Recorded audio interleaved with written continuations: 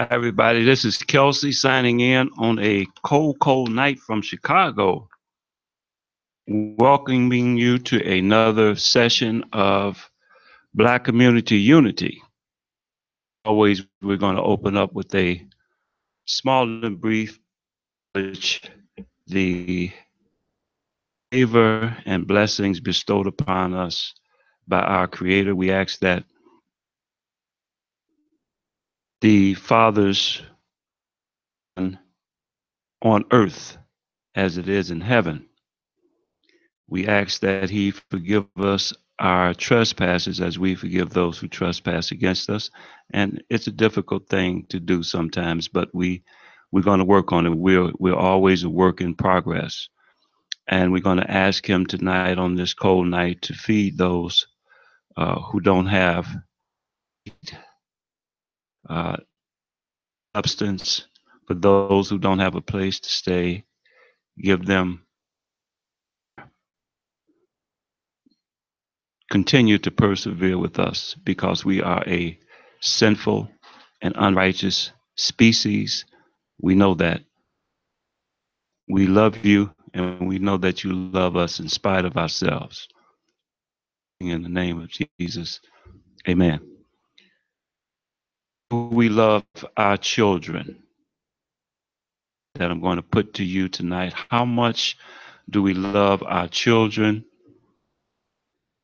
Last week we talked about the K1 to K12 clothing enterprise that we want to hand down to our elementary school children in America and also our high schoolers.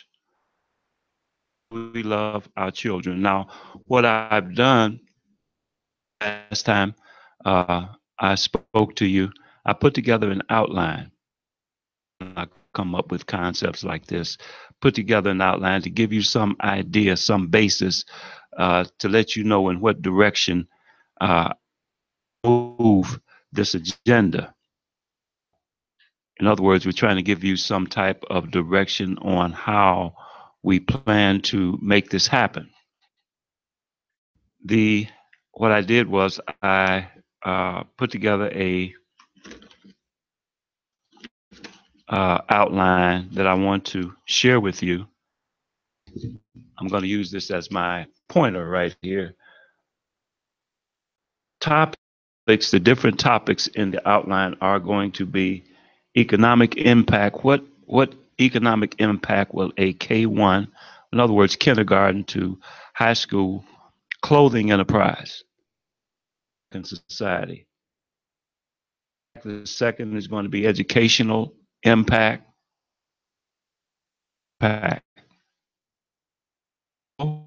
Impact. Planning. And then we're going to touch on some things that we talked about last week, such as the graduation rates for Black boys in high school that we went over. The purpose of the K1, K12 clothing enterprise and inheritance, something that we're handing down to our children. Do we love our children? That I want to put to you tonight. The purpose means to provide the financial wherewithal.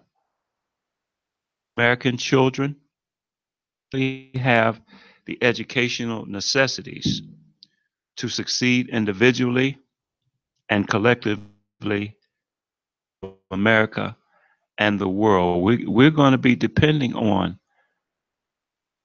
individuals who are in our grade schools, our elementary schools, and our high schools to this country and run the world to legislate on the type of benefits that we're going to be getting in our later years, the type of the means by which this country is going to be run. Where's the money going to be allocated? Is it money's going to go over here for this and going to go over here for that? That's going to be given over to our youth. Ooh, right now. And statement or mission to create a blueprint for financial economic system that serves the multi-purpose needs of America's elementary economic impact. That's the first one here. Okay. And I'm just giving you some brief examples because this is much more lengthy than I have the time to share with you, and much more complicated than I have the experience to devote, okay, to this. Impact. Number one, clothing apparel business will create a continual supply of capital to serve the economic need of America's school children grades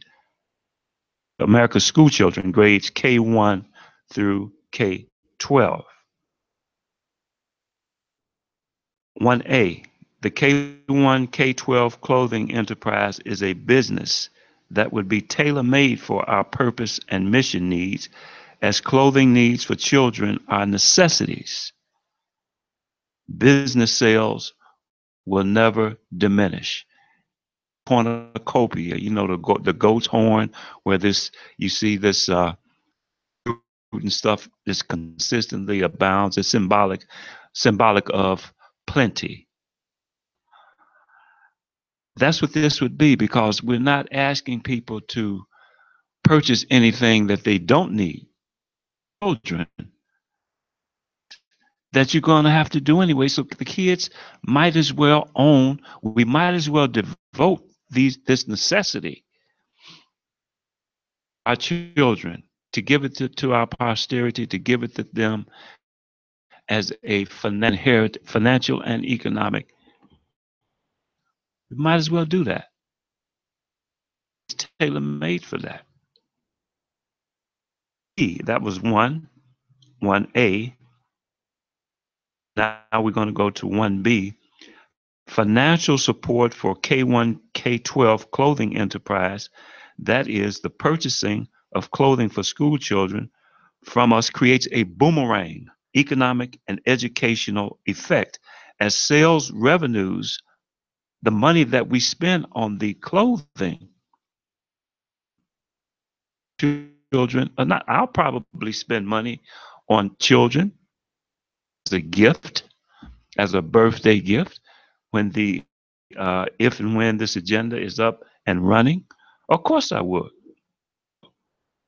Those are unseen benefits. There's more than just parents. Okay. Boomerang effect, that as you spend, the money comes right back. Revert back to the educational, financial, and social needs of American school children, which, in other words, you may as well just say American households. It's the same thing, because kids come from homes. 1C, the potential for such profitable revenues carries with it the potential to subsidize long-term benefits. Long-term benefits, huge amounts of money. Revenues that build interest while being stored up in bank accounts. Look at all that money that's going to be stored up in bank accounts, receiving compounded interest, probably.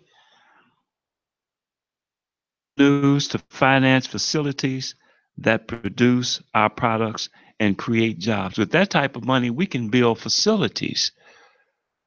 Talking about the collateral businesses that we can go into right now. We can start talking about diapers.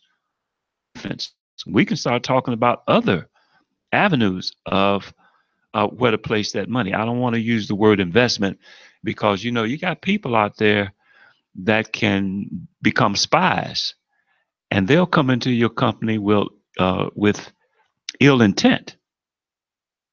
If you're talking about investment, they'll sue your company and say, hey, I don't like the way that they're investing my money. People will plant somebody in your company to do just that. So I don't want to use the word investment right now. You're going to need some more brain power other than mine to deal with how we're going to sidestep this issue of being able to put the money where we want to put it without it being some type of an investment. Now we're going to move on to educational. Will provide revenues that will assist in closing the digital divide by having revenues to purchase digital technologies such as Wi-Fi connections for schools. I shared with you in the uh, previous session or the session before that, where I saw this documentary, Without a Net, where they showed, not where they highlighted, where they showed in the documentary these high school children having to congregate around because they didn't have a Wi-Fi connection. The school bus had a Wi-Fi connection, so they all had to congregate around the school bus to get a Wi-Fi connection. So we'll have the money to do that. Okay. And installing a Wi-Fi connection, I think, I don't know where I saw it, is not an easy thing to do. Many, many miles to lay. I don't know if they're laying cable down there or what, but it's not an easy thing to do. You're going to need money to do that. So uh, having the financial wherewithal to provide the digital technologies in today's world, I guess you might as well just say necessities for schools, such as iPads, Wi-Fi connections, computers, and other digital connections. 1A will allow for our children to become scholastically competitive with their global peers.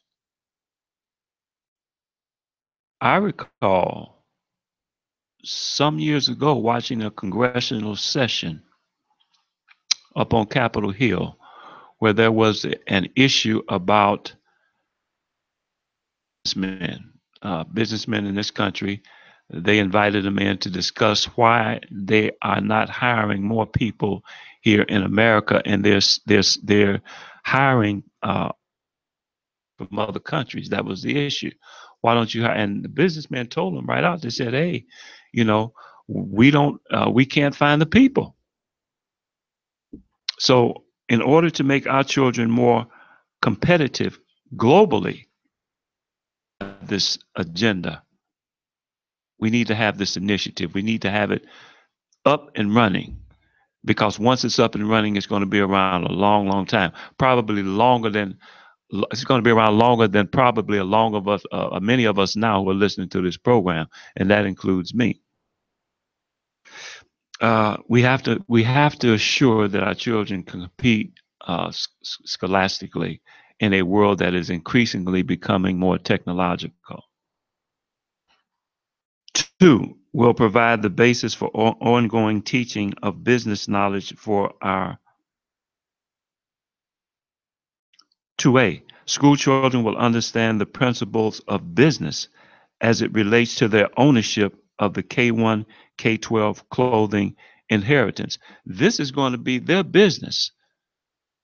So I would find it impossible at some point begin to how we can begin to teach our children the principles of business, increase their business acumen, okay, because they're going to actually own the business. This could actually become a classroom curriculum course for the higher grades. I mean, you got the best of both worlds there. You got the high schoolers who actually own part of the business, their counterparts, and so there are going to be annual reports. There are going to be fiscal reports. There's going to be other matters as it relates to business that they can study. lot of high schoolers are going to go into business, as you know, become a a classroom curriculum course for. We're going to move on now to the social impact. One will have great potential from an abundance of continued revenues flowing into the business to assist in the construction of new schools of existing ones. I talked to someone from a member of the Teachers PTA Association in Interstate, and when I told her that, she said, "Wow," she said, "that's exactly what we need here. We need more schools." So you're talking about having the capacity to construct and remodel like they did out on the south side of Chicago not too long ago, 1 or 2 years ago. They needed to add the basketball team. It was something like that, and so what they did was they added on to the existing school structure. In many cases, you may not need to build a totally new school. You may be able to add on to an existing school, more students, for example, in that area. Uh, the abundance of continued revenues will give us that type of leverage to be able to do that. We're still on social impact. That was one. This is 1A. Will strengthen parent-teacher ties. The relationship between parents and teachers, as this enterprise is devoted to the dual responsibilities of teachers and parents. Nurture our children as parents or guardians.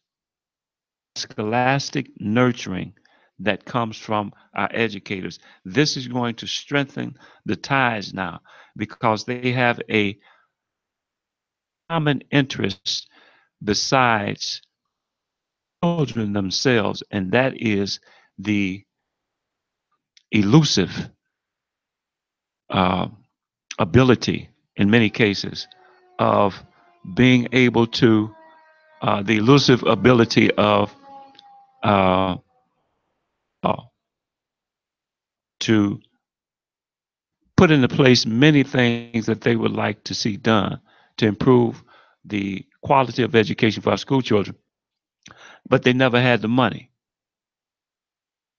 It's this wherewithal. Two, we're still under social impact. The social media will keep the public informed about matters related. You got to be kidding. An agenda and an initiative and an enterprise of this sort, you're going to have social media going on big time all over the place, 24/7, 365, dealing with the type of money, the type of revenues that we have, that we're talking about here. And remember, I had a couple of call-ins that called in a couple of weeks ago. Pastor, the other one was a grown up, but she was a mom, and I asked them how much money did they think that they spent over the from the time that their children were infants until the time that they were 18 years old, and both of them were up right around the $50,000 to $100,000 price range for clothes. And then if you multiply that, and after the show was over, I did a little math, and I multiplied that 50,000 times clothes, 2 million parents, probably way more than that. But I just stuck with 2 million. And that came up with so many zeros that I just got lost. I don't know if that was trillion or billion, but it was a whole lot of zeros behind it. So we're talking about some serious, serious money again, based upon a economic enterprise that comes so easily by virtue of having to buy clothes for children anyway, necessities, and so naturally. It's right in. 2A, the social media. 2 was the social media will keep the public informed about matters related to the business, of course. And 2A, honorary boards of directors will be chosen from high school students nationwide. And so the board of directors on this company, this corporation, this enterprise, is are going to come from high schoolers. We want them to sit on the board and gain that business acumen, gain that knowledge right in there. 3, the business will, again, this is social impact. 3, summer and after school jobs, hire tutors, provide scholarships, foot the expenses for necessary town hall meetings, atmosphere of interest. And we're going to encourage monthly, quarterly, biannually, annually town hall meetings to discuss what I'm talking about now, what we're putting together now. You can keep the atmosphere of interest alive. Okay. We're going to move on to the next section. Spiritual moral impact. Impact. We need the churches. We're going to need the churches. The churches have lots and lots of. The churches can give a lot of credibility and credence out now. So we need them. We need their spiritual and moral in all of this. The churches, we're going to encourage uh, this social aspect of what we're trying to do here. Dr. King, I'm reading his book right now, was very high on churches becoming actively involved with the social affairs of mankind. He thought that it was basically inescapable. So we're going to ask churches to endorse us. We need their endorsement. I'm going to be working on that pretty soon. Those of you who haven't heard from me, you will be hearing from me pretty soon. If I can't talk to the pastors, then I'm definitely going to leave message with your secretary. So I'm going to get to you some kind of way. Over, up, over, around, or through. I'm going to reach you some of them. And you know how I've been doing in Chicago. I show up on your doorsteps on Sundays like it ain't nothing. I've done that many times. You can ask around Chicago. So, we need your endorsement. We need your endorsement desperately. The the next thing that we're going to do, the next section, I'm sorry, is funding. Future for our children serves as a serious motive for creating seed money to jumpstart this initiative. How much do we love our children? I'm coming back to that time. I'm going to beat that into the ground. How much do we love our children? $10 from 1 million persons would yield $10 million to begin this business, and we can do that. $10 million. Don't forget, we're not going to be rolling showroom floor. Okay, you're going to have to order. It's going to be online ordering, just like you do when you the 3 or 4 times a year that I order off of eBay and Amazon. I think I can do the same thing for this endeavor, and I think you can too. How much do we love our children? I think you can. Uh, we're not going to, and I also just want to say briefly that uh, other stores are still going to make their money on clothing. When you go to Target, you're still going to buy clothes. You're still going to go to the thrift store like I do and still buy clothes. But I'm going to have a little set aside here, kids, but I'm going to have a little set aside every year so I can uh, give gifts to those children who might need clothing. And You're going to go to Walmart and you're going to still purchase clothing for expediency. It's right there. You might like the price. It's right there. So you're still going to do that. So you're still going to be buying apparel and clothing for children away from this endeavor. And we actually encourage that. Okay. Workers union and so forth and all of that. Okay. Uh, Still on funding. $10 from 10 million, from $10 from 1 million people, $10 million. That's enough to jumpstart the business.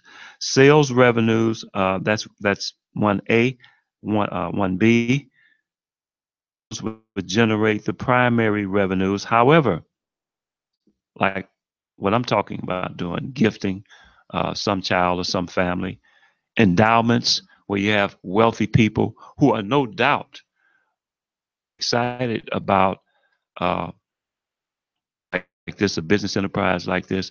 I'm getting very, very positive and optimistic responses from people. I actually have a negative response gotten yet. And I mean, I've been calling all over the country. I've been talking to people here in Chicago. Negative response yet. Most people, it seems like a light comes on about this endeavor. I've talked to teachers. I've talked to educators. I've talked to business person. I've talked to uh, persons of the clergy with important positions. Seem very optimistic to me. Um, and so the besides the primary revenues that are going to fund the business, there are going to be gifts.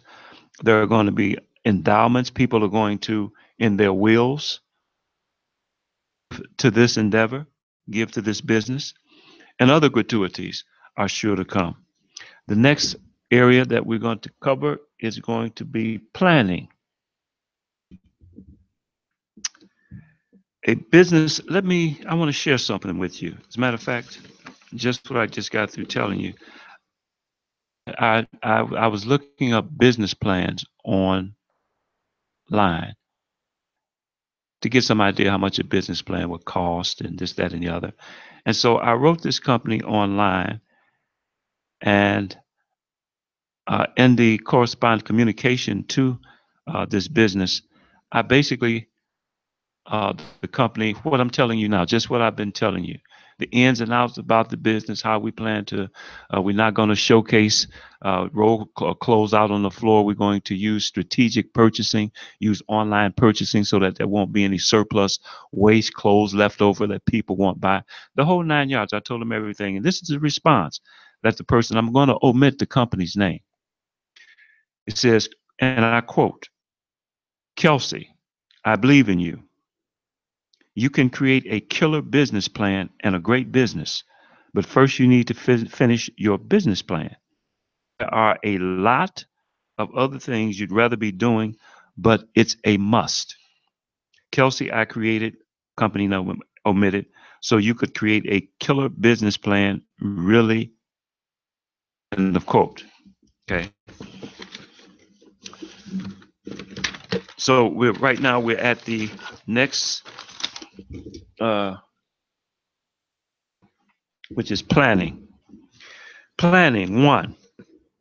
A business plan and feasibility study would provide information on the likelihood of the success of the business,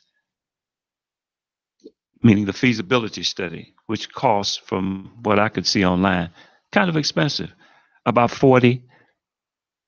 Because when you're talking about a project of this magnitude, it's going to cost you, but you got to get the professionals to do it. I can't put together a feasibility study. I see that there are certain aspects of it that I understand. For example, they may ask the question, who is your competition? Who do you have to compete with? Um, so I would say, well, our competition are other manufacturers of children's clothing, children's and young adult clothing. Okay, what advantages do you think that you have over the competition? Well, then I would answer, the competition when they sell clothes, typically it goes to the to strengthen the uh, bottom line of the company. With us, the money is going to be used to pass down as an inheritance to elementary and high school students, thereby allowing them to own their own business and study economic and business principles associated with the company that they're now owning. So we have advantage, but I'm just saying that's how a feasibility study. Those are some of the questions. That's what they look at. Other things. So it takes professionals to put that together. 40, $60,000. And then there is the microscopic scrutiny, the dotting of our I's and the crossing of our T's, which is the business plan. Okay.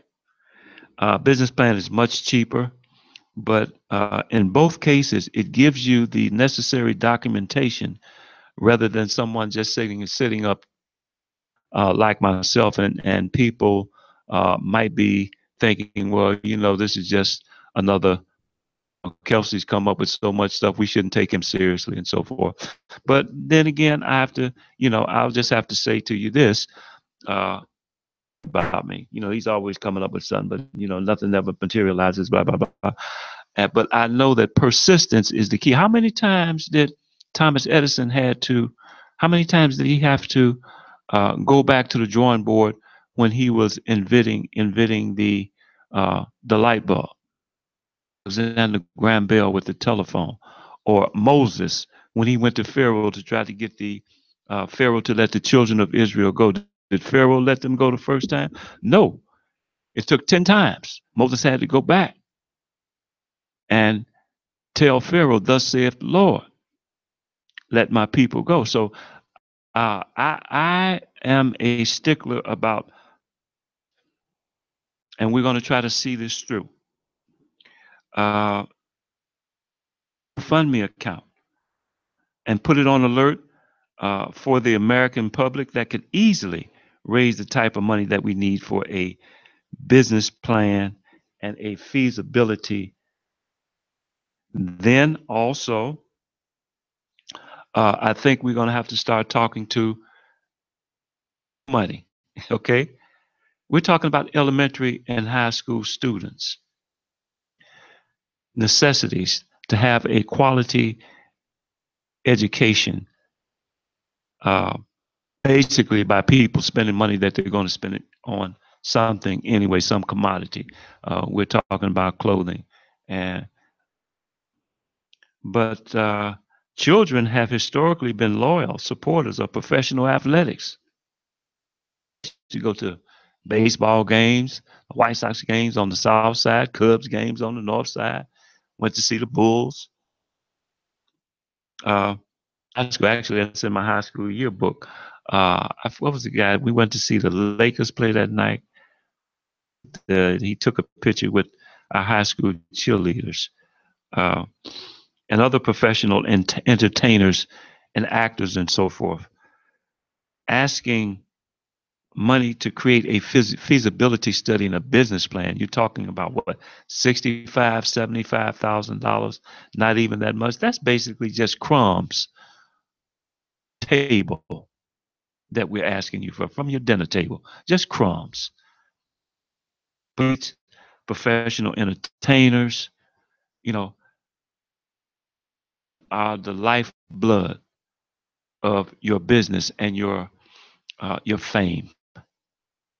We're just asking now if we set up a GoFundMe account nationwide, put the American public on alert. The persons who can hold the money would be, I wouldn't expect it to be me. I don't want to have anything to do with that money. Any of it, actually, from this endeavor or any money that we raise on a GoFundMe account. We can choose people that you deem credible. Teachers and parents can choose persons who are going to hold on to the money. We don't want no funny business with the money. So they can choose that. I'm eliminating myself from that right now. It's a matter of record, okay? And so I think we've covered the uh, generic outline, because this outline the outline itself could have been put together much better than it was. But I just had to give you some idea, some type of direction of where we're going with this, to give you some bird's eye view of how we plan to move this agenda and this initiative. Okay. And then here on my board, talked about, let's revisit what we talked about last week. The graduation rates seen are going up. They're not going up in the black community as much as they should.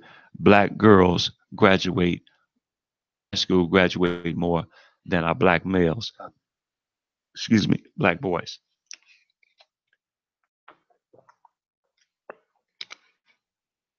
Graduation rates going up. There are some people who are saying things like, well, you know, are they really getting a quality education in high school? Maybe they're pushing them through a little bit just to get them out and to increase the graduation rates. Well, the onus of that burden is on us. How do we provide a quality education for youth, so when they come out with these diplomas, we want to know, we want the insurance that they learned something in high school. And the best way to do that is to make sure that they understand the language. And I'm going to bring up the example that I gave to you last week. If I were a medical student and become a doctor, and the instructors, my teachers, uh, who would probably no doubt be doctors, were speaking a different language other than the language that I spoke. I speak English, and let's say they spoke French, or they spoke some other language, or language that I didn't understand. Uh, it wouldn't be that I'm incapable of learning, or that I don't have the intellectual wherewithal to achieve the status of becoming a doctor. Impediment would be, the barrier would be my inability to understand the language that they speak. So what I'm saying is that it's incumbent upon the youth, our youth, upon our black males, to understand the language. And that comes with the understanding, increasing their vocabulary, which is spread across course curriculums, uh, math, science, history, civics, and so forth. There's still words to be learned, still words that have to be understood. And so understanding the language is critical. Understanding, having a competitive vocabulary. Again, I indicated last week, my research indicated that by the third grade, children need to start uh, expanding their vocabulary, because by the fourth grade, they're reading to learn. Okay. And to come up with a means and a method by which we can expand the vocabularies of our students so that they're equipped to understand the language. Also, a lot of this has to do with personal initiative.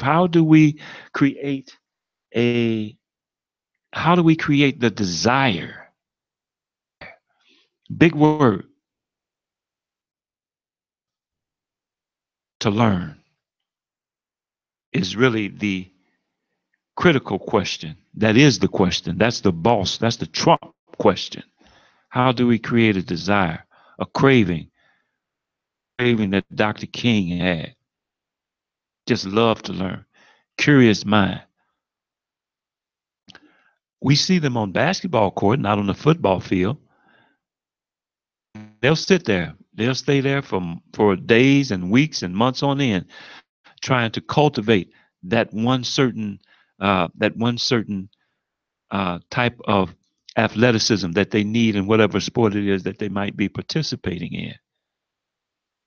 That same type of drive, that same type of initiative in the classroom, away from the classroom. Okay, parents, there is the Bill Murray uh, school that has a grade level of vocabulary. You can see it right online. Children at certain grade levels to know. And so you can go there and parents away from school. That's in school. What about at home? Kids don't have to stop learning just because they leave the premise, the school premises. They can still learn at home. And so parents, you can be active in helping them to cultivate and groom a strong vocabulary and understanding of the language. Um, Creating the desire. Also, I just want to say that the anybody who misses this show, don't forget we have an accompanying website with other uh, issues that we talked about when we first came on. I think this might be my fifth week or sixth week. I'm not really sure. Fifth week or sixth week here doing this Black Community Unity program, and I want to take hats off again to Mr. Earl Winfrey, sir, and Miss Wanda B. She works diligently making sure that we have this forum to come to where we can inform the public about great ideas, great shows that come on here. Also, I want to make sure that my hat goes, that we want to have a shout out, and my hat goes off to Myron Otley always and the Metro Singers. The theme music that you hear coming on when the show first come on, and then after, the Metro Singers are out of Hyattsville, Maryland. Great choir. They look great. They look like they can sing. Just go to your search engine, type in "Steal Away." That's the old Negro spiritual, been sung by many persons, a lot of different choirs and groups. "Steal Away." Type in "Steal Away" the Metro Singers, and it'll pop up.